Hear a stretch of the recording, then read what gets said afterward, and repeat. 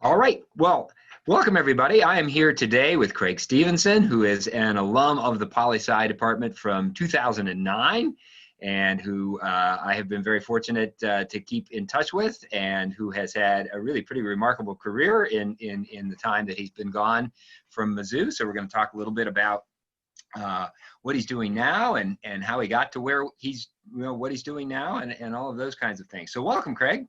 Thank you for joining. Thanks for having me. All right. So, so Craig, you were a Poli Sci major, and I guess, one of the things that I've been trying to ask is what do you think was the most formative, most useful thing? And, it can be an extracurricular activity, it can be a class, but what do you think was the thing that was the most useful to you for what you're doing now as an undergrad? Yeah, I think for me, probably two things. I think in the classroom, the opportunity to kind of explore what area of policy I wanted to go down was probably so for me, that's local and state government. And so that was kind of my passion, and having the ability to go down that road, I think was something that helped confirm what I was finding in my extracurricular activity, which was ASUM. And so I think that the two tracks of both in the classroom and then being able to apply that, if you will, with ASUM in the Capitol every day as a student, kind of set me down a path that to where I am today. So will you explain a little bit about what ASUM is? Yeah, ASUM is the Associated Students of the University of Missouri, and it's a nonpartisan organization on campus to promote an advocacy agenda for students and for, on a student's perspective of what needs to be done on a policy in the policy world. So I advocated for a voting student on the board of curators during my time in ASUM. And then during my time, it was during the 2008 election, I notarized, we did a whole bunch of get out the vote campaign, and I notarized more than 150 ballots, absentee ballots for students during that time. That's really cool. That's an issue that we've been discussing recently around here, in fact, and is something that I think that a lot of students are going to be looking for. So on the topic of the Holy Grail, so to speak, which is the student curator, what's the status of that? Have you kept up with that?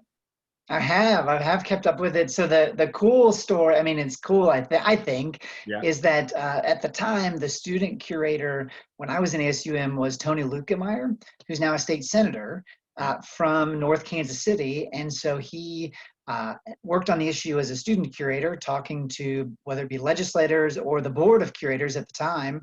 And now he's a state senator. So it passed when I was in ASUM, both the House and Senate, and then was vetoed by Governor Blunt at the time, which was just heartbreaking as a young, naive political person. But it was a great lesson, and the legacy lives on with now State Senator Tony Lukemeyer pushing the issue from an elected position. So any predictions? You think we're eventually going to have a voting student member of the Board of Curators? I think so eventually. I think the case in 2008, we had a great case because we were losing a congressional district. And so there had to be some sort of statutory change anyway to accommodate what was happening with going from 9 congressional seats to 8 and how that impacts the board. And so it was really great timing. I think that as the state continues to rely on student tuition and as students continue to pay a larger and larger portion of their education, I think eventually it's inevitable. Well, I think you're right, and I think that's exactly the rationale for it. Okay, so when you graduated with your very useful Bachelor's of Arts in Political Science, you then went on to Middlebush across the street from us here. Yep. And got your MPA. So tell students just really quickly, if you would, what is an MPA and what do you use it for? Yeah, an MPA is a Master's of Public Affairs, and so I specialized. I went into the nonprofit management track, and I knew that for me, my career was likely going to end up in one of two ways: either in the nonprofit sector or in the political world. And so for me, I knew that I felt like I had a decent grasp of policy and policy making and how that comes to fruition. And so I wanted to really focus more on the nonprofit side of things with the Truman School, and graduated in 2011 with that. Well, that's awesome. So I had sort of a generic question, which you've already kind of answered because it's clear that this is just the stuff that interests you, which is why political science. But how'd you get this interested in policy and politics? And I mean, at what point in your life did you realize this was the stuff that really fascinated you? Yeah, for me it was really young. So I, in like as a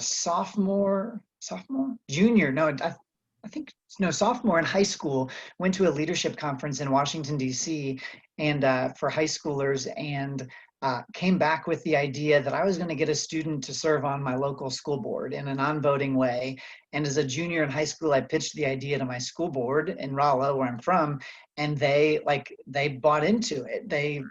They accepted the idea. At the time, MSBA said we were the first in the state to do it, and they've continued that, since 2007, which has been really cool to see, 14, 15 other students come through that process, and then now other districts are doing it. So for me, my interest in policy and like changing policy was really at a young age, and I was fortunate enough to be mentored by some really great mentors to be able to kind of encourage me and push me down that road. So then, of course, in that space, I was like, well, I'm going to go to, college. What is the natural fit? Well, the natural fit is political science and policy in the policy world. Wow. Well, that's fantastic. All right. So I think you've had a really interesting career so far. You're much, you were saying before you started, you're starting to feel old. You're nowhere near old when you compare yourself to me. But in any case, you've had a really interesting career over the last 11 years. So when you finished up your MPA program, just take us just briefly. Tell us, maybe a minute on each sort of step to where you are now. So what'd you do when you finished your MPA program? In fact, you were already working your first job as you did your MPA, weren't you? Yeah, I was.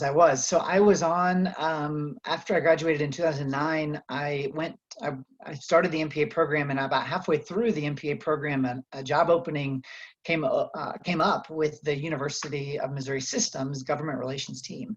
And so I was lucky enough to be selected to that at a really interesting time where they were downsizing in staff, but had a position open. And so I did that for 5 years. And because of when I joined, they were a smaller staff. I got to take the lead in federal advocacy for the university and the federal lobbying. And so I got to go to Washington, D.C. About once a month for 2 to 2.5 years, which was really cool to get to be in contact with the congressional delegation and members. Got to take the president at the time and the chancellors out to Washington. So I did that for 5 years. Left right before homecoming of 2015. And I answered a call to ministry that had nothing to do with anything that was happening on campus, but answered a call to ministry with an opening that came open in the United Methodist Church and a partnership they have in Mozambique, Africa. And I led that, and I got to raise about $700,000 a year from our Methodist churches in Missouri for almost 3 years. And then I missed the policy world. And so now I get to work for a small nonprofit advocacy organization called Kids Win Missouri. And we advocate on issues of child well-being. So I get to advocate on things like childcare, healthcare for kids, foster care and adoption issues, all kinds of issues, really from the lens of what's in the best interest of children and families. And so we're a grant-funded organization. So we don't have an institution that we are like trying to make sure exists in 10 years from now. It's really what's best policy for kids and families, which is a really unique position and something I'm really proud of to be doing.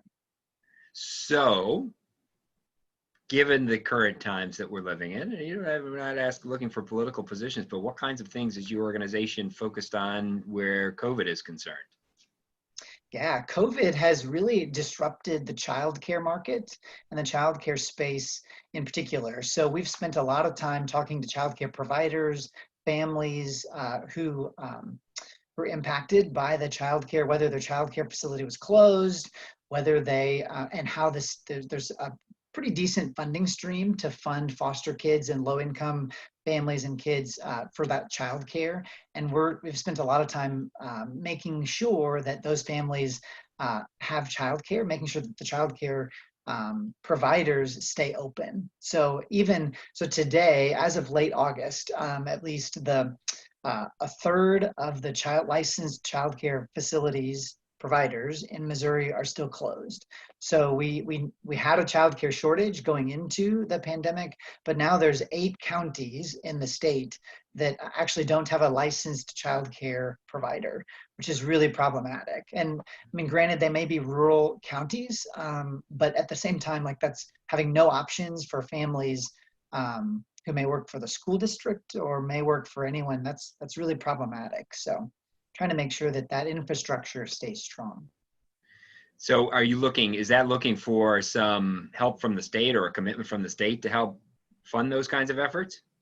Yeah, so the federal government in the CARES Act provided a pretty substantial amount of funding. So from Missouri, that was about $66 million for childcare providers and the childcare community. And so we're working with the state to make sure that that funding gets spent appropriately and in a timely manner. And then we've been doing a lot of federal advocacy. There's a lot of federal conversation around doing even more in a potential next stimulus package. But my crystal ball was wrong. I thought we would have had a federal package by now. So yeah, I think a lot of people's crystal balls have been wrong on that one, to be honest. Yeah. All right, and so you do one other sort of extracurricular thing. You want to just tell people your elected office that you hold? Yes, I'm a school board member. I was elected in 2017 and then reelected in 2020, this past April, to serve on the Hallsville School Board, which is just northeast of Columbia.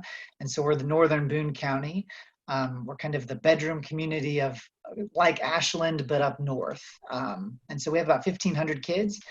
And we've had lots of drama in the last couple of this year probably. I think in February we decided to stick to a 5-day. The controversy pre-pandemic was whether we do a 5-day or 4-day school week, which we as a board voted 4-3 to stay to a 5-day week at the time, and are still that way. But the pandemic has kind of obviously changed that context quite a bit.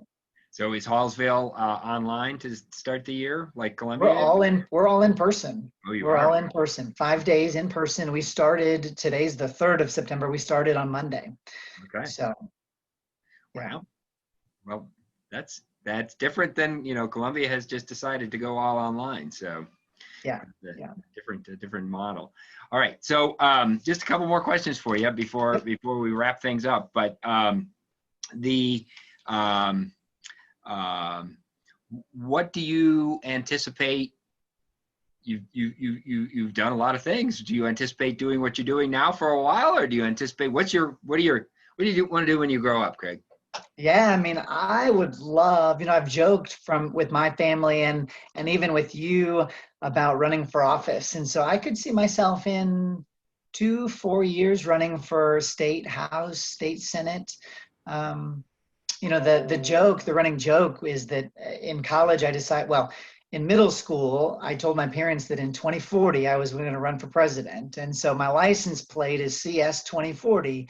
So I think when I grow up, I think to at least make middle school Craig happy, I have to at least give elected office at a higher level a run. Well, that will be awesome to see if you decide to do that. So I wish you luck on that in advance. I will tell everybody that one of the cooler things I've gotten to do when Craig was working for the university as their on representation at the federal level, he took me around and I got to meet all of the members of the Missouri congressional delegation with Craig, which was pretty cool. And so thanks again for that, Craig. Absolutely. All right. So Is there anything I haven't asked you about that you thought you were hoping I would ask you about your University of Missouri experience or your career or anything that you want to add? I don't think so. I think you covered it. I think you covered it, other than the fact that while you heavily influenced me and my career, I am a St. Louis Cardinals fan. So, and always have been, and I know that our your Cubs are our rival, but you didn't convert me there. Well, the reality of life, Craig, is that none of us are perfect, and we all have our flaws, and you've now identified yours. Right. Maybe so. Well, but of course, I am not unaware of the fact that I'm teaching in the state of Missouri. And so Right. undoubtedly more people are going to be on your side. Well, and you can maybe even see in my Cardinals memorabilia all behind I do my see all. screen. Yep, I see it all. All right. Well, Craig, I really appreciate this. Thank you so much for joining us. And if students, if they watch this and they want to talk to you a little bit more, is it okay if we put them in contact with you? Absolutely. Happy to connect with them. Excellent. Well, that's awesome. So, Craig, thank you very much. Thank you. Thanks for having me.